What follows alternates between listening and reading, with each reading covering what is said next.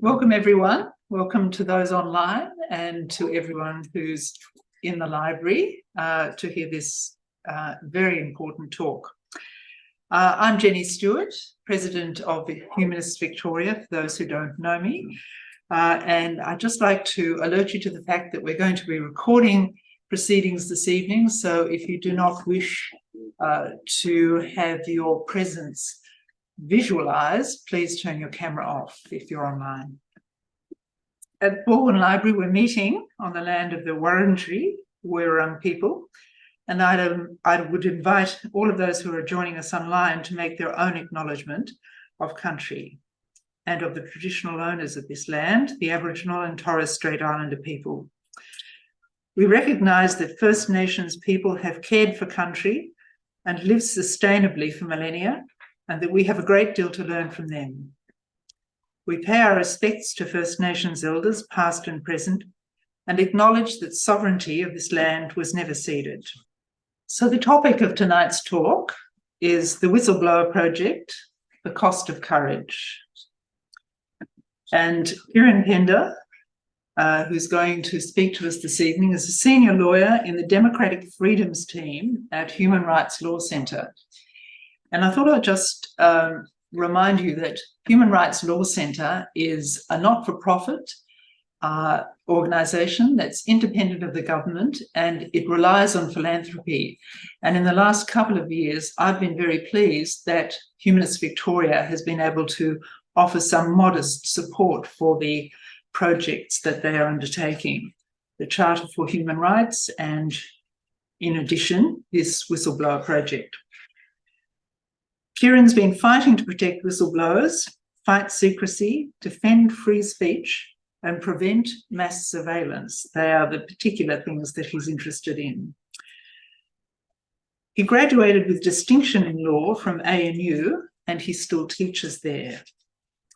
After graduation, he became a senior legal advisor for the International Bar Association in London and led the work there on best practice whistleblower protection, consulting organisations in the US, Europe, and elsewhere.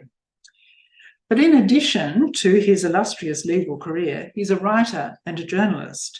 In fact, your journalistic career started when you were at school, I read. Apart from writing about whistleblowing for many years in The Guardian, the Saturday paper, the Sydney Morning Herald, and many other publications, he's reported from post-conflict zones and has covered the Olympics, World Cup, and Tour de France, amongst other things, I'm sure. In 2021, he co-authored Are Whistleblowing Laws Working? A global study of whistleblower protection litigation. He's spoken about whistleblowing at the UN, the World Bank, European Parliament, OECD, and the B20. And tonight, he's going to talk to us. So we are very pleased and privileged to have you with us. He's probably going to speak for about 40 minutes. Then we'll have a short break and a few announcements, and then Q&A. So please welcome him and get your thoughts in order. I probably don't need to persuade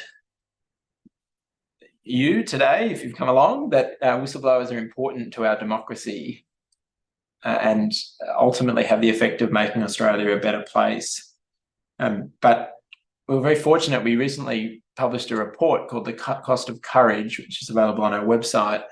And we're very fortunate to have two of Australia's leading investigative journalists, Adele Ferguson, AM, and Nick McKenzie, contribute a foreword to that report. And I thought those words were incredibly powerful in underscoring the importance of whistleblowers to our democracy and to our society. As Adele and Nick kindly wrote in the foreword, without brave truth tellers, we could not do our job. Many of our stories that have rocked governments and companies, stories that have led to royal commissions, stories that have been recognised with Walkley Awards, stories that have been vindicated by court judgments, would not have been possible without whistleblowers. Insiders who see wrongdoing and speak up are indispensable to our journalism and our democracy. The Human Rights Law Centre believes in an Australia where the rights of all of us are at the centre of government decision-making, corporate decision-making. Unfortunately, we know that vision we strive towards is not always respected by governments and by corporations in Australia, and people who speak up about that wrongdoing are therefore critical to advancing the human rights cause. So that is why the Human Rights Law Centre has, for many years now, worked to strengthen protections for Australian whistleblowers, and it's why we've recently launched our whistleblowing project, which I'll talk about tonight.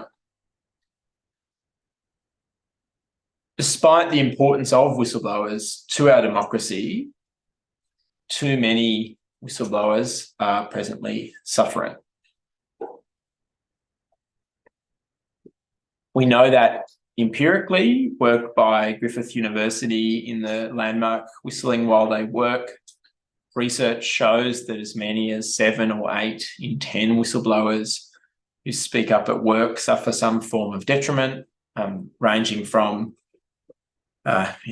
bullying, demotion, harassment at work to losing their job. Research in Ireland shows that when people speak up and they lose their job, that has a crushing financial toll. Some whistleblowers, the research in Ireland shows that the average, when you take into account legal fees and loss of earnings, can rise into the hundreds of thousands of dollars. Whistleblowers are also being sued for speaking up. We've had a number of cases lately. One prominent case involved someone who blew the whistle on anti-money laundering failures at clubs in New South Wales. Clubs New South Wales in their board papers admitted that as many as 95% of their member clubs across New South Wales were not complying with the law. A whistleblower bravely blew the whistle on that to the media and to Andrew Wilkie, and that whistleblower was sued and was dragged through the courts at a time that they were also battling cancer, incurred hundreds of thousands of dollars in their own legal fees and in legal fees of clubs in New South Wales. Ultimately, that case settled, but is a stark reminder of the toll of those who speak up. And right now, 2 whistleblowers are on trial. David McBride blew the whistle on war crimes committed by Australian forces in Afghanistan. He spoke up internally, he spoke up to oversight bodies, and as a last resort, he spoke up to the ABC in the landmark Afghan Files reporting that many years before the Brereton inquiry found credible evidence of war crimes committed by Australian forces in Afghanistan, revealed to Australia what had been done in our name in Afghanistan by Australian forces. Richard Boyle blew the whistle on wrongdoing at the tax office. In some real echoes of the Robertet saga, the tax office were crudely, without compassion, without nuance or focus on individual cases, taking money from the accounts of small business owners, or situations where people were fleeing domestic and family violence, where people were recovering from major health issues, couldn't pay their tax debts, were seeking compassion, were seeking compromise, and the tax office issued unilaterally garnishee orders. Richard spoke up about that. He spoke up internally. He spoke up to the Inspector General for Taxation. Again, as a last resort, he spoke up to the ABC and the Fairfax newspapers. In 3 newspapers tomorrow, we're fortunate to have a full-page ad supported by a number of other organisations in relation to these prosecutions, calling on the government or the Commonwealth Director of Public Prosecutions to drop these cases. Particularly timely because David McBride goes on trial on the 13th of November in the ACT Supreme Court. David will be the first person on trial in relation to war crimes in Afghanistan. He is the whistleblower, not an alleged war criminal. I think that statement really speaks for itself.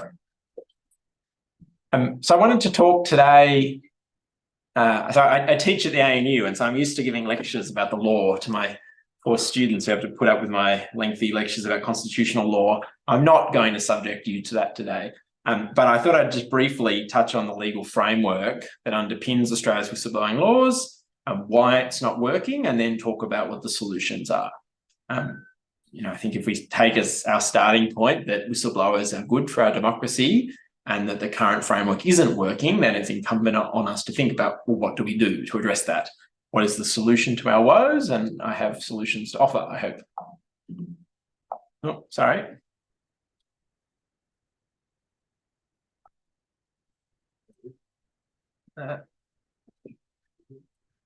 Yes. Great.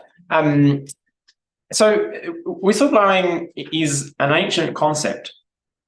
The ancient Athenians had a concept called phariseia, which translates as fearless speech, a recognition that it was incumbent on citizens to speak up about wrongdoing, even though it was not necessarily easy to do, it was the right thing to do. And we saw in, this is one of my favourite examples of early legal frameworks, in 7th century England, the king was unhappy about people working on the Sabbath and passed a law to encourage people to blow the whistle on their neighbours who were working on the Sabbath, and they were entitled to a cut of the fines levied against those who are working on the Sabbath.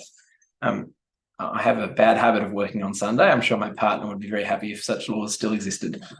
But it was really, and then during the American Civil War, there were issues of fraud and corruption in defence procurement processes, and Abraham Lincoln passed a law that remains on the books today and has been one of the most effective laws in American whistleblowing.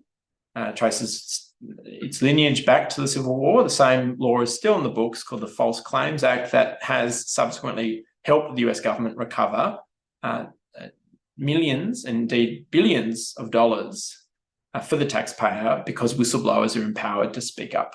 So in one respect, none of this is new. Since we've had organised society, we've had people who've needed to be brave and speak up. But really in the 1970s and 80s in the US, we saw increased focus on corporate wrongdoing, a failure to hold corporate wrongdoers to account, and recognition of the importance of empowering people to speak up. And so we had American consumer activist Ralph Nader termed the phrase whistleblower. And in the 1980s, we saw the introduction of whistleblowing laws first in the United States. Now, Australia was actually a world leader in this area because Australia soon followed. In the late 1980s, the Fitzgerald inquiry into police and political corruption in Queensland led to a recommendation for what became Australia's first whistleblowing law, only the second country in the world to have whistleblowing laws. That was enacted in Queensland. We were very fortunate that when we launched the whistleblowing project in August, Tony Fitzgerald, KC, gave the launch address. Unfortunately, where we once led the world, and South Australia followed, as did other states and territories, in the subsequent 3 decades, we have found ourselves lagging. The prosecutions are a very tangible demonstration of that, but we now have a legal framework that is failing to adequately protect people who speak up. And these are all of the laws across Australia, in every state or territory, that are intended to protect people who speak up. The fact that we have 15 of them points to some of the problem. They're not working. I wanted to briefly touch on the risk people face when they speak up, so that we understand why we need these laws to do their job in addressing the risk, and then understanding the change we need to ensure this and such things as the prosecutions can never happen again. So in the work I do advising people on blowing the whistle, I think of 3 forms of risk. So when people speak up, they might face criminal risk, they might face civil risk, or they might face risk to their employment. So who are we talking about? We're either talking about private sector workers, we're talking about public sector workers at a federal level, or public sector workers at a state level. Almost every Australian in the workforce has some form of whistleblower protection that in theory aims to guard against these 3 risks, but in practice is unfortunately not working. There are also risks to third parties that work with whistleblowers. I often am called by civil society organisations saying, we've been contacted by a whistleblower, what do we do? And then there can be risk to them, which I try and help them avoid. So for example, if you work for the federal government and you leak a document to the media, you are committing a criminal offence. Now, as we know, documents are leaked to the media all the time. Most of those cases aren't prosecuted. Unfortunately, under the last government, we saw a war on whistleblowers. We saw Bernard Collaery and witness Kay prosecuted, who helped expose Australia's unjust and unlawful espionage against our neighbours Timor-Leste. The Attorney General, Mark Dreyfus, did the right thing in dropping the prosecution of Pender. Unfortunately, witness K had already pleaded guilty and been subject to a suspended sentence. But as I mentioned, we still have these two other whistleblowers on trial for telling the truth. Whistleblowers face civil risk of being sued. On the slide there is Troy Stoltz, who blew the whistle on the money laundering failures at Clubs New South Wales and their member clubs. Whistleblowers can be sued for breaching their employment contract. They can be sued for breaching confidentiality obligations they owe, which is the lawsuit that was filed against Mr. Stoltz. They can be sued for defamation. But the vast majority of the risk faced by whistleblowers is to their employment. And of course, given employment provides the livelihood for most of us, that has a real negative impact on people blowing the whistle because of the risk they face to their job. And the evidence shows that too many whistleblowers lose their job, are suspended, are demoted, and then suffer ongoing workplace challenges. They face sector-wide blacklisting, they face reputational impact. So that's all the bad things that face too many Australian whistleblowers. And I guess what I think about a lot and what keeps me up at night is what then we don't know because brave people are not speaking up about the wrongdoing that they witness. I think if we reflect on the wrongdoing that we do know about because of brave whistleblowers, the Banking Royal Commission sparked by whistleblowers, war crimes in Afghanistan revealed by whistleblowers, misogyny in our highest institutions revealed by brave people speaking up, climate inaction, environmental degradation, we know so much that we can then use to drive accountability and change and justice. And we know it because people see it and they spoke up. But what don't we know? Because people are not speaking up in the face of the risk that they see. When we had a launch event for our project in Sydney, we were fortunate to have the Banking Royal Commission whistleblower, Jeff Morris, speak on the panel, and he reflected on the fact that he's contacted almost every day by potential whistleblowers, and he's unvarnished in the truth. He says to them, this is what I've been through, this is the toll it took on me. And he says that maybe 1 in 10 or 1 in 50 still go ahead. And so what don't we know? Because 49 of 50, 9 in 10 are not speaking up. And what does that mean for our democracy and what does it mean for our society? So that is why we have laws that seek to correct this societal imbalance. It's the whistleblower against the might of a government, the whistleblower against the might of a large company. The law seeks to protect these people. It does, though, by requiring them to fit within 3 categories. Obviously, I'm broadly simplifying, but all Australian whistleblowing laws require you to be of a category of a person who can be protected in making a whistleblowing disclosure. So are you an employee or a subcontractor of the government, of a private corporation? What are you blowing the whistle on?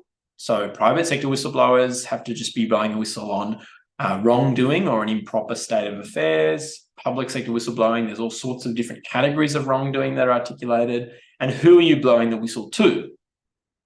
So in most whistleblowing schemes, you speak up first internally, and if you don't get anywhere, you can speak up to an oversight body, to the Ombudsman, to ASIC, to IBAC, to ICAC. And these schemes recognise that sometimes even those systems have failed, and it's important to have the public sphere as a check and balance. And so almost all Australian whistleblowing laws recognise that as a last resort, sometimes whistleblowers need to go public. They need to go to the media, they need to go to MPs, they need to go to senators and call things out. And all of that is intended to be protected by our laws. And those laws seek to provide both a sword and a shield from all of the risks that I outlined. So this is just taken from the federal public sector whistleblowing law. If you blow the whistle lawfully, if you qualify, if you jump through those hoops, then in theory, on paper, you cannot be subject to any civil, criminal, or administrative liability. Now, in the case of Richard Boyle, for example, he thought he was doing the right thing. He thought he was jumping through those hoops, and he thought he could rely on Section 10 to shield him from the prosecution he faced. Now, unfortunately, the South Australian District Court held that makes a public interest disclosure does not extend to the conduct of preparing to make a public interest disclosure. So Richard had photocopied documents, he'd taken recordings. He thought that was protected. He found out it wasn't. He's appealed, and the Human Rights Law Centre has intervened as a friend of the court in that appeal, and we should have a judgment soon. But in theory, notwithstanding that caveat, the law protects people who speak up. And then if they suffer as a result of speaking up, it empowers them to take legal action, to seek compensation, to seek an injunction, to seek reinstatement, to seek an apology. It all sounds pretty good, right? Unfortunately, it's not working. And so in the report that we recently published, we looked at 78 court decisions over 70 cases over 3 decades arising under 23 different whistleblowing laws. So the present 15 and then some prior laws. Only 15 of those cases saw a whistleblower succeed. Only 7 of those were substantive judgments of success. We found that the system is so stacked against whistleblowers in terms of accessing support that most cases end or settle. Proving the damage caused and proving that it was caused by linked to the whistleblowing is extremely difficult. In many of these cases, whistleblowers are self-represented, and that poses a major barrier. And under most of our currently enforced primary whistleblowing laws, and so I'm thinking particularly of our federal public sector law, which covers all federal public servants, and our federal private sector law, which covers the vast majority of the economy, anyone who works for a company.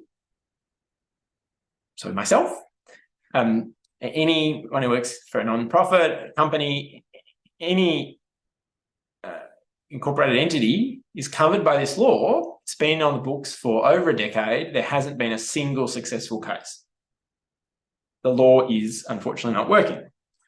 The consequence of the law not working is that people have to do other things to bring attention to wrongdoing.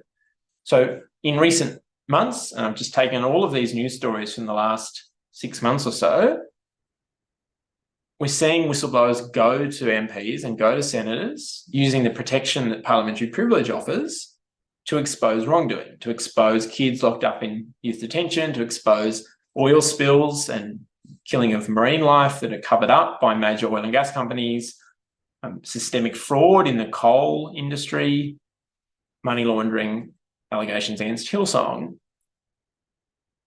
Parliament will always represent a safeguard of last resort for blowing the whistle, but the fact that it's become, unfortunately, the first and only choice for whistleblowers is indicative of a system that is broken. And what are we going to do about that? Well, we need to improve the law. The law is complicated, it's full of loopholes, it's full of inconsistencies. It's important that we fix it at a federal level, at a state level, at a territory level. Unfortunately, rather than look for consistency and harmonisation, the current federal government is pushing ahead with reform in all sorts of different areas. In the last 3 weeks alone, I've made submissions to whistleblowing reform in the tax sector, in the aged care sector, and in the consulting sector. I don't begrudge making submissions, but our big push is for joined up, consistent, harmonised thinking, rather than moving forward in an ad hoc way that only leads to more loopholes and more inconsistencies. We've been pushing for the establishment of a whistleblower protection authority, a dedicated body to oversee and enforce federal whistleblowing law, and then state and territory equivalents, building on successful models in other countries. And we've been pushing for a wider sustainable ecosystem to support whistleblowers. Whistleblowers need legal support, they need psychological support. In the United States, the economic model of their legal system means that whistleblowers can access legal support. In Australia, we don't have access to legal support unless you have money and you can afford lawyers, or until things have gone so wrong that a lawyer might take your case on a no-win, no-fee basis. Otherwise, whistleblowers can't get access to the support they need. And so as a society, as parliaments, we've created these schemes to protect whistleblowers, but we haven't given them the tools to access them. And that is why we launched our whistleblowing project recently. We're trying to fix that. We're trying to change that in our own modest way, make a small contribution to Australian democracy, building on successful models overseas. So I previously worked in London at the International Bar Association, working on these issues at a global level, and saw that in the countries where whistleblowing was working and the laws were working, when they meant more than just the paper they're written on, it was because civil society had gone into bat for whistleblowers. They provided the practical support that whistleblowers needed. So in the United States, our counterpart over there has been operational for more than 4 decades. Pretty much every major American whistleblower you can think of has gone through at one point this group called the Government Accountability Project. In Ireland, in the UK, in Serbia, in parts of Africa, in France, civil society has said whistleblowers need support. They make our countries better, they make our societies better, and it's not up to them as individuals to fight this fight. We need to gather around them and support them. When I came back from London, when COVID hit, I looked around and I thought, why is this not happening in Australia? There was a complete absence of legal support for whistleblowers, other than a few private practice lawyers who cost lots of money. And so that's why it's so important to provide this support. We draw on our legal expertise, but also our media and political expertise, because almost every whistleblower I've ever spoken to has said it's about addressing the wrongdoing. Like, I see my job as, on one hand, you have risk they face in speaking up. On the other hand, you have the impact they can achieve by speaking up. There's no point speaking up if you're not going to address the wrongdoing.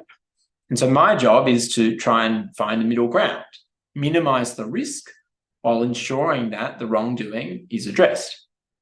And so some of those parliamentary privilege cases that I've been involved in, we've been fortunate. Combination of the media and political strategy has meant that even in the absence of robust legal protections, whistleblowers can still have an impact and remain protected. But it shouldn't take going to Senator Pocock, Zoe Daniel, Andrew Wilkie to have issues addressed. We should have a system that works. So we've launched our project. We're providing legal support to whistleblowers. We're a small organisation. It's me. I have one other lawyer. We have 2 lawyers seconded from a law firm. We can't help everyone, but we try and take on cases that are impactful or strategic. We've been assisting, as I mentioned, we intervened in Richard Boyle's case. We've had a long history of law reform and policy in this space. We'll continue the advocacy. As I mentioned, David McBride goes on trial in 6 weeks. We'll try and stop that. And we're very fortunate that we can do this because we have an immense amount of support from across the profession. And as I mentioned, the Human Rights Law Centre is entirely philanthropically funded, other than occasional small direct grants from, for example, some of this work is supported by the Victorian Legal Services Board, but otherwise we can do the work we do because we're philanthropically funded, and very grateful to Humanists Victoria for that support and many other supporters of ours. We couldn't do this without the support of the legal profession and the philanthropic profession in ensuring that we can stand with whistleblowers and give them the support that they need. We're very fortunate that we had the likes of Nick Mackenzie, Senator Pocock, Sue Ann Hunter, the Deputy Chair of the Europe Justice Commission, at our launch event in Melbourne recently. So we're trying to help whistleblowers safely reveal wrongdoing under the protection of the law. It's really interesting, when we started this work and I was sort of talking to partners, talking to funders, I think people hear the word whistleblowing and they think Julian Assange, Edward Snowden, they think risk. I think it's very scary. The law says if you see something wrong at work, it's lawful to speak up about it. That is all we're trying to do, help people use the law that already exists, ideally improve the law, but use the law that already exists to help them speak up about wrongdoing safely When they do so, we want the wrongdoing to be dealt with. If they suffer reprisals, we want to protect them from that. And where necessary, we want to vindicate their rights. It's a busy time, as I mentioned. We've had an initial phase of federal whistleblowing law overhauled, promises of a new phase. The government at a federal level has committed to a discussion paper on establishing a whistleblower protection authority. They've only promised that in relation to public sector. We're encouraging them to think broader than that. Next year, there's a review of the private sector laws. As I mentioned just recently, we've got ongoing inquiries in the tax sector, the aged care sector, the Big Four. I'm appearing before Parliament next week in relation to whistleblowing in the consulting sector, because Big Four consulting firms often are partnerships. They don't fall within necessarily protections under the Corporations Act. And so we've got all of these loopholes and all of these inconsistencies that could be fixed if we had consistent, harmonised, overlaying whistleblowing laws. So it's a busy time. We've seen the establishment of the National Anti-Corruption Commission. We said in our submission to the NAC legislation inquiry, what this is missing is robust protection for whistleblowers and a dedicated body to protect and empower them. In Helen Haynes and the Greens crossbench National Anti-Corruption Commission legislation under the last government that Labor supported in the Senate, it had a whistleblowing authority built into it. That is missing from Labor's version that ultimately became law. As I told the NAC legislation committee, I gave evidence to them, how are whistleblowers going to feel safe, protected and empowered to speak up to the National Anti-Corruption Commission if they don't have dedicated laws, dedicated support? So while the establishment of the National Anti-Corruption Commission is a critically important step for integrity in Australia, there's still work to do. Helen Haynes, when I speak to her about this, calls it NAC 2.0. Hopefully we will in the future get a federal whistleblower protection authority. And we've seen talk of a body in Queensland. We're speaking to IBAC today about these matters. I am an optimist, and I am confident that we will eventually get the protection we need. We'll protect and empower whistleblowers, and whistleblowers will have a better experience. That's really important, because at the moment people are not speaking up because they know that whistleblowers suffer. So I always feel really torn when I do media, when I do advocacy, when we publish reports like this. It is not a happy message. It's a message that when people speak up in Australia, they suffer. And I feel really torn in propagating that message, because I don't want to discourage people from doing the right thing. But that is unfortunately the reality right now. Of course, there is all of this wider structural overhaul that's needed. There is the law reform that is needed. There's the establishment of a whistleblower protection authority, and there's a lot of work for us and other legal groups to do in protecting whistleblowers. But the reason in recent times we put so much emphasis on these ongoing prosecutions is because ultimately, if people in Australia go to jail for telling the truth about government wrongdoing, that will have a devastating, chilling effect on our democracy. We don't want to be a country, I don't want to live in a country where people go to jail for telling the truth about government. Unfortunately, for now, the Attorney General and the Commonwealth Director of Public Prosecutions have refused to end these cases. So in the next 6 weeks, we'll do all we can to stop prosecution of David McBride. The case against Richard Boyle continues. There's a wider context. We continue to do that work. Very proud that we've launched our whistleblowing project, and we're now providing support and representation. But unfortunately, right now, this is such a critical part of our work, because if whistleblowers go to jail, we won't have more whistleblowers.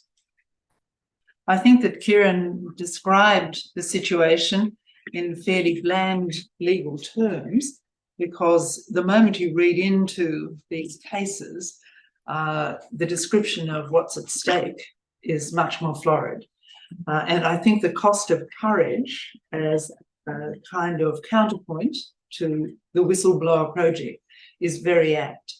Someone described the current whistleblower legal setup as simply a lure into the valley of death.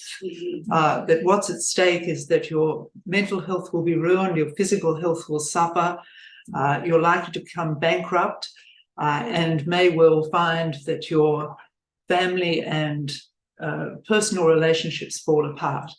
The cost is huge. And as we can see, there is legislation on the books, but it's simply not working. And there were 80 cases, I think, reviewed by the Transparency International group. And, there is chapter and verse about what's not really working well. And I was very pleased that you said it's going to require all of us to get behind this. So we need to think about it from our point of view too. I want to offer you two things. One is a perspective. We've been very keen in the last 4 or 5 months to try to coalesce around human rights issues. And I have to say, in one of those perverse reactions that you see the rise of Trump, and you also see the rise of Black Lives Matter, the rise of Trump and the Me Too movement. And there's always seems to be a reaction against populist movements. What I've been very pleased to see in the last few months is a real gathering of the progressive tribe around the whistleblower issue and around your project. And I say this genuinely, that I think this has been a way for us to get to the issue, the relationship between human rights and democracy, in a way that we haven't been able to do in the last few years. So I just want to compliment you on that. This is a really great project for people to really understand how these issues relate. And again, in the perversity of it, we've had Robo-Debt, we had the Brereton Royal Commission, we had the defamation action that had a good result. So we've had all of these issues arise, which have given us all an opportunity to coalesce around this. And I have to say, going to the whistleblower launch last month, it's actually a great thrill to be in the room with 60 or 70 people, all who have your same values, that value democracy, value freedom, and to see so many philanthropics there, because we all know that these projects are reliant on philanthropic money. So that's my perspective. And it's been a really great project for that. But second part is, so again, in the perversities, the rash of legislation that we've talked about tonight is largely the legacy of the last Labor government. Then we had the Dark Ages. And in the Dark Ages, we had Morrison as the Robo-Debt Minister for a period of time. We had a whole range of things go on during that period, and we've now come out of that.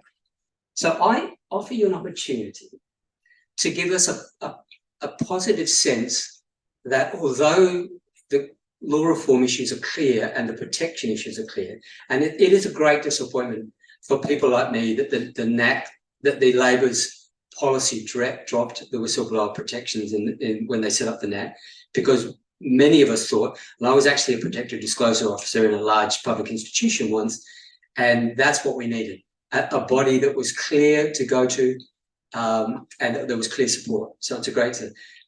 But I guess my perspective now on this is, are we, having now put these issues on the table, put the law reform issues forward, and in a sense to gather the tribe as a way of using whistleblowers as a way of talking about human rights and democracy, do you think that it's possible that in the next 4 or 5 years that many of these issues will come to a head, and give us an opportunity to keep driving this as a public issue? So it's a particularly positive question, I hope. I'm an optimist, so I hope so. I meant to say a couple of things in relation to your first comment. We're very fortunate.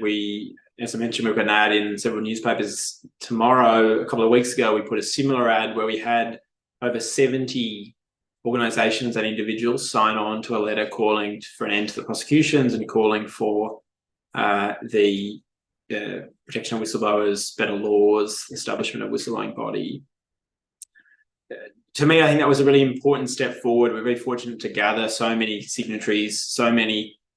For example, I reached out to many of the climate and environment organisations, and I said to them, we need climate whistleblowers, and if this is the way whistleblowers are treated, we're not going to get them. And so it's very fortunate they signed on. A lot of the human rights bodies, legal bodies, ex-judges, journalists, and so on. I think we're fortunate we're seeing a growing movement and a growing coalition building around whistleblowing, and I think that's very important because we need, that's how we drive change. It can't just be a few organisations. For a long time, Professor AJ Brown, who I do a lot of work with, Transparency International, has done a lot of work. I've done a lot of work in this area, but we get change by galvanising the movement, and so it's been very fortunate to see that. I am optimistic. The government is committed to reform. The Attorney General, Mark Dreyfus, enacted Public Interest Disclosure Act a decade ago when he was last Attorney General. He said he's going to fix it. He said he's going to consider a whistleblowing body. To their credit, of course, the coalition did a lot of damage to whistleblowing during their tenure, but to their credit, they did enact Australia's best whistleblowing law, the current private sector regime. We've got a review of that. I think we're very fortunate that we have effectively bipartisan, multi-partisan support for better whistleblower protection. In theory, we just haven't yet translated that into practical protections and an end to the prosecution. But I'm certainly buoyed by the commitment, and particularly it's been a real privilege to work with the crossbench, to work with the Greens, to work with the Teals, to work with the likes of Senator Pocock, who have done an enormous amount of work in a short amount of time in driving this change, pushing government, pushing the coalition. I think even to listen to the discourse on these issues, listen to parliamentarians talking about, I appreciate I spend more time than most listening to parliamentarians, but hearing them talk about whistleblower protection authorities, talking about an end to the prosecutions. We had the day after our open letter, we had 31 members of the crossbench and Bridget Archer, the Liberal backbencher, signed on to a similar open letter to the Prime Minister calling for an end to the prosecutions, calling for reform. So I think we have in the crossbench a critical mass. We have allies. Senator Paul Scarr from the Liberal Party, he was formerly a whistleblowing officer at a major company. He's a big supporter in this area. We have Labor backbenchers. We have the Attorney General, who are all committed to this. We just need to translate talk into action. But I'm optimistic. I got the impression that part of the problem with the existing laws might be narrow judicial interpretation, just from your slides. And I was wondering how you think legislation, maybe this is a bit of a big question, but how you think legislation needs to look so that it can be effective? Yeah, that's a great question. I think one of the problems, because whistleblowing law is different, is it's sort of unique in a way in that it melds the public and the private sphere. Too often we see it treated as just another part of employment law when it's not. Ultimately, it's the public interest at stake. We've seen real success in Serbia. Whistleblowing law in Serbia has been extremely effective because the judges were trained. Under the Serbian regime, judges could not sit on whistleblowing cases until they'd been specially trained on what it's like to be a whistleblower. The deck is stacked against them. The power imbalance is huge. The law seeks to address that. But unfortunately, what we haven't seen, and like the submissions we put to the Court of Appeal in Richard Boyle's case, were you've got to interpret this consistently with the spirit of the legislation, which is we're protecting these people. And so a narrow interpretation entirely undermines that. So, yeah, I entirely agree. That's challenging. It's not easy to alter judicial mindsets, but the experience overseas has been that we better protect whistleblowers by changing that system. I think it's it's a culture change across society and across workplaces. It's all well and good to enact these laws, but unfortunately, what it hasn't yet translated to is those practical support in organisations, in agencies. I think one of the problems, I was talking to IBAC about this today, a lot of these regimes have quite low thresholds for falling within the schemes. And so a lot of people speak up about matters that perhaps would be better dealt with in other ways. So workplace matters that perhaps don't engage the same public interest considerations get funneled into whistleblowing schemes. And then we have a boy who cried wolf phenomenon where people within agencies are only seeing what they see as not real whistleblowing matters.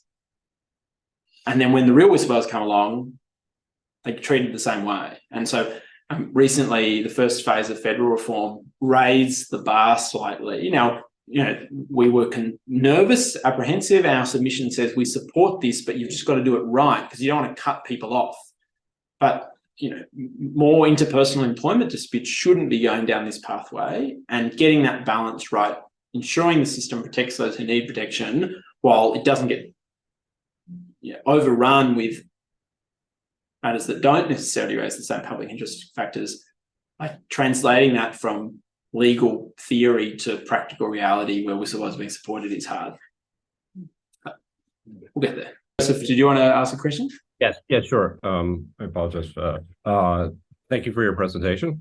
I was just curious as to what protections that the people helping the whistleblower have, like yourself. That's kind of important because it's a support network that's around them. That often could be the target as well of individuals that are looking to silence whistleblowers. So are there any protections to you personally or to the people around them? Great question, thanks for that. Certainly, like, that is an area of some concern because the law is not entirely crystal clear. In theory, when someone speaks to a lawyer, they're making a protected disclosure, there's immunity. Lawyers are fortunate, they have legal professional privilege, they have a range of other forms of support, but the Bernard Collaery case is a great example of someone who was acting for a whistleblower, was seeking to support them, found themselves on trial for offering that support. We've just, in the submission that I've written but not yet submitted to government, as a result of the Big Four PwC scandal, they've proposed reform to tax sector whistleblowing. And one of the really important reforms they've proposed is to widen out the places where whistleblowers can go. They've said whistleblowers can make protected disclosures to psychologists and doctors for the purpose of getting support, to professional associations, to unions. Those are all great ideas. Our response is great ideas, but don't just do them in the tax sector, do them everywhere. Because again, it's this trend of just piecemeal reform that leads to inconsistency and loopholes. But we've also said to them, you've got to make sure that it's very clear that the people receiving the disclosures are also protected and have similar immunities, because what we don't want is, rogue employers suing professional associations, the unions, the psychologists, the lawyers for receiving the disclosures. So, fortunately, the law does provide some protection, but certainly more is needed. I wondered if I could take you out on a limb a little and ask you about if you might be able to comment on moral injury. Because the people who step up to be whistleblowers, I mean, as you've said, there's an army of people who don't feel they can face the consequences of taking these steps. But the people who do step up are in a tremendous bind in terms of their conscience, and they feel it's the right thing to do, and they are suffering, in a sense, a moral injury. And we don't talk about that very much. And in actual fact, I was negotiating with someone a couple of years ago to speak to us about moral injury. She was doing some research on it, I think in preparation for writing a PhD thesis. And she backed off.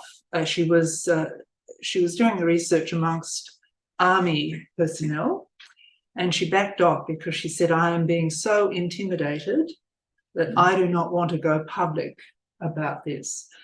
And I feel that there's not enough, just as we are not talking about whistleblowing issues enough, we don't have enough grasp on the question of moral injury. I'm a doctor, a retired doctor, and of course this is an issue for medical people in high-stakes situations too. So I'm wondering, I know it's not your field. No, I think a lot about these things. So as I said, we're fortunate we had Jeff Morris, the CommBank whistleblower who sparked the Royal Commission, talk at our launch event in Sydney. He talks about the fact that he has all these whistleblowers come to him and he gives them the unvarnished truth, and he says, any rational person would not speak up, but people do, and they do because, as Jeff says to them, at the end of the day, you've got to be able to sleep at night. You've got to be able to look yourself in the mirror. And notwithstanding all of these risks, people still speak up because otherwise they face this burden. I, with my clients, I think focus on a pragmatic approach of underscoring you've got to be able to find closure.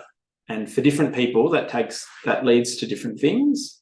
I never encourage a client to blow the whistle. I talk to them about the risks, talk to them about the challenges they'll face, the legal protections, And then I say, I said this to a client today, there's never a no risk way to blow the whistle. Now, maybe in a better society in the future there will be, but even if we take all of the precautions, it's never a no risk way to do it. And ultimately, it's the decision someone has to make, whether they want to take the risk or whether they'd rather stay silent. And that weighs a huge amount on so many people that I deal with. But then they need to find closure. They've seen an incident. I often find this with people who have spoken up, they've suffered as a result. I'm trying to negotiate sort of a resolution to their matter. And I say to people, you've got to be able to sleep at night and you've got to do what's right for you.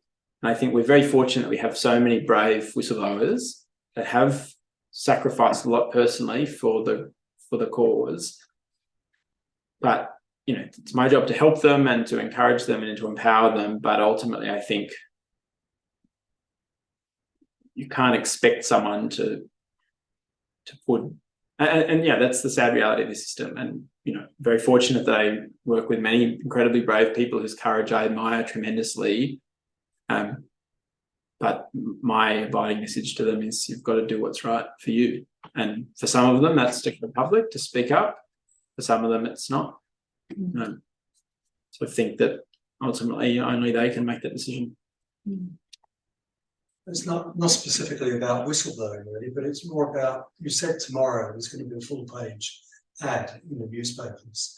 I'd be interested to know what are your objectives in placing that ad, and what's been the decision-making process to choose that as a vehicle to promote the cause, as opposed to perhaps other opportunities, social media, for example.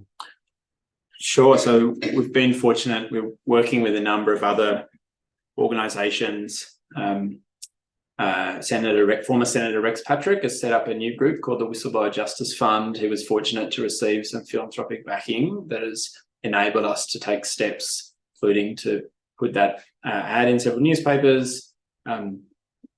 David McBride goes on trial in 6 weeks. And so right now we're throwing everything we can, not just us, many other organisations, to try and, there are 2 people who can stop that trial.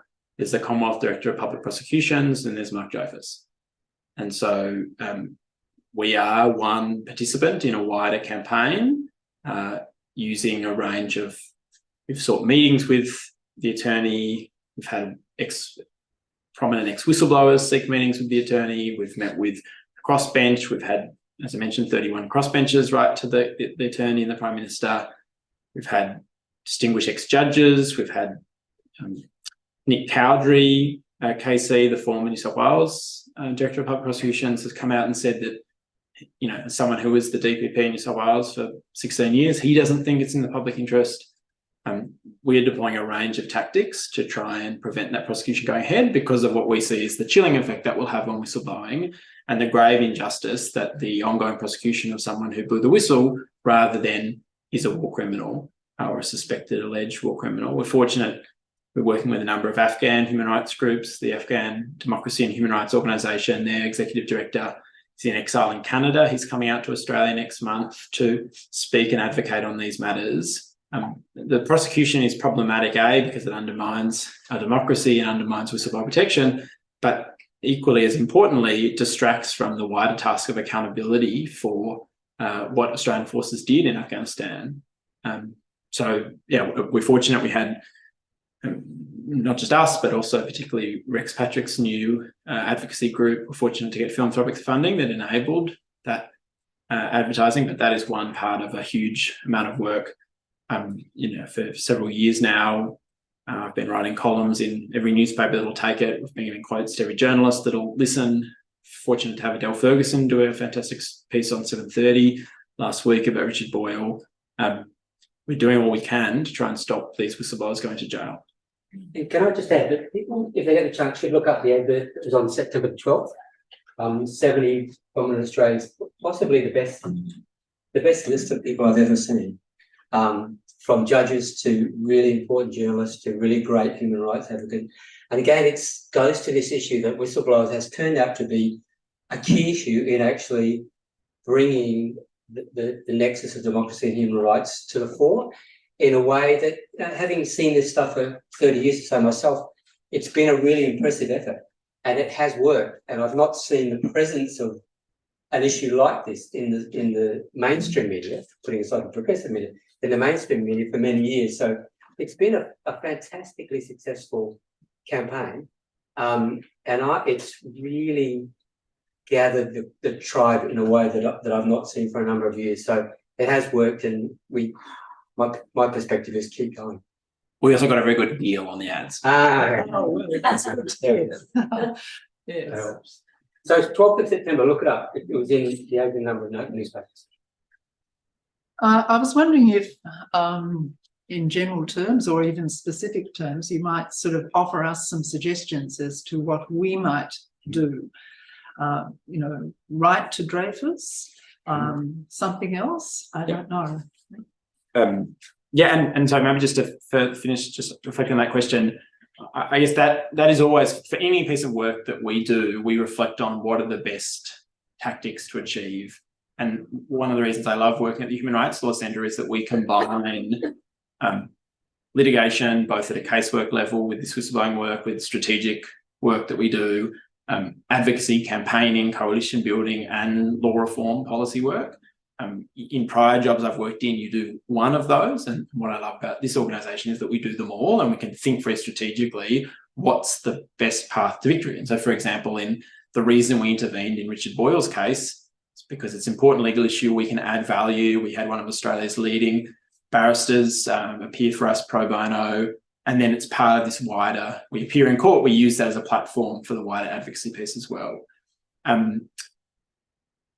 What people can do, I think it's sometimes said to the point of cliche, but I can't understate how important it is to write to the Attorney General, to write to your local member, because they listen. And sort of the funny, I many years ago interned and then briefly worked with the senator.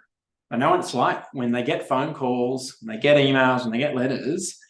You only need a few of those until they begin to feel that there's a critical mass around an issue. So writing to the attorney, writing to your local member is really powerful. We're just at the moment trying to coordinate a town hall event at St Kilda Town Hall on the 8th of November in relation to this. Sorry, Daniel's agreed to speak. We're just locking in a few other speakers. So that'll be another good event focused on the prosecutions, focused on the need for reform. Obviously, sharing these things on social media, writing letters to the editor is another really effective way to get it in the public discourse. We've been fortunate. We've had all of the cartoonists have gone on board. We've had a good cartoon in the Saturday paper, a good cartoon in the Herald and the Age, a good cartoon in the Canberra Times. And, those sort of things are often influenced by people writing in, and the editors are seeing. We're very fortunate the Sydney Morning Herald and the Age a few months ago came out and editorialised in favour of an end to the prosecution. So I think the momentum is building, and all of you can play a role in adding that pressure. As I said, of course, there are structural changes that are needed, but right now, unless things change, in 6 weeks' time, David McBride goes on trial, and that's not good for our democracy. There are 2 people in Australia with the power to stop that. We need to make sure that happens. Yes. Is there anyone else online who would like to take the opportunity to ask a question, please? Or anyone else in the library? No? John? Could you say more about the McBride trial? What's it about? I don't know. So David McBride was a lawyer with the army, so 2 tours in Afghanistan. He was witness to what he was concerned about. He spoke up internally. He spoke up to oversight bodies within the Defence Force as a last resort. He is alleged to have blown the whistle to the ABC, to 2 journalists at the ABC, that led to really important reporting, the Afghan files reporting, and that saw McBride subsequently arrested. It saw the ABC raided, famously in 2019. The Commonwealth Director of Public Prosecutions decided not to prosecute one of the main journalists, Dan Oakes, because of the public interest in press freedom. Unfortunately, very unjustly in our view, they've gone ahead with the prosecution of David McBride. So he's facing 5 counts, effectively secrecy offences, It's alleged that he gave documents that he held secrecy obligations in relation to and gave them to journalists. He argued that he was protected under whistleblowing law. He had to withdraw that argument because the government made a national security claim last year. It's our view that this is an unjust prosecution and it shouldn't be going ahead. Just got a quick question. Regarding the Julian Assange thing, the extradition that's going on, is the whistleblower protection only protect people that are in Australia at the time, or why aren't the Australian government stepping in and doing more protecting? So Julian Assange, like I consider to be a publisher rather than a whistleblower. His case similarly undermines press freedom. We focus in Australia and on the Australian government, so we haven't, we've joined calls of others to that case should end. It's unjust. We haven't been as vocal because it's external to Australia. The government, I understand, says it's taken steps to engage. Those steps have clearly been insufficient. We saw a cross-party delegation head to Washington DC recently. It's good. The government, Albanese has said that enough is enough. But these ongoing prosecutions in Australia undermine that argument. How can Australia, similarly to a lot of the good work Australia does in other countries promoting democracy and human rights, it undermines our standing and our ability for the Prime Minister to say, the US should stop hounding this publisher given the press freedom implications when we've got 2 whistleblowers on trial in Australia. Thank you. Yes.